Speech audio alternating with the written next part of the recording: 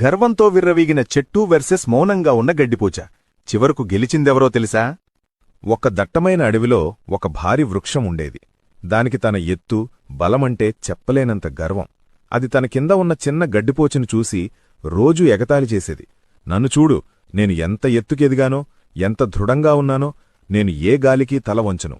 కాని నువ్వు చిన్న గాలి వీచినా భయంతో వణికిపోతావు అని పదే పదే ప్రగల్భాలు పలికేది.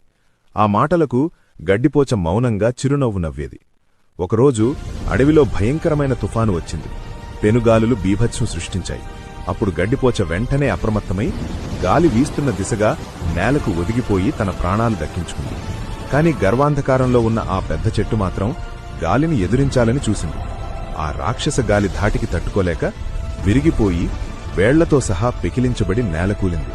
నీతి: మనం ఎంత గొప్ప స్థాయికి ఎదిగినా బలవంతులమైన అతిగర్వం, ప్రగల్భాలు పనికిరావు. అవే ఒక్కోసారి మనకు ముప్పు తెస్తాయి. పరిస్థితులకు తగ్గట్లుగా అప్రమత్తంగా ఉంటూ ఎదిగిన కొద్దీ ఒదిగి ఉండటమే మనకి శ్రీరామ రక్ష.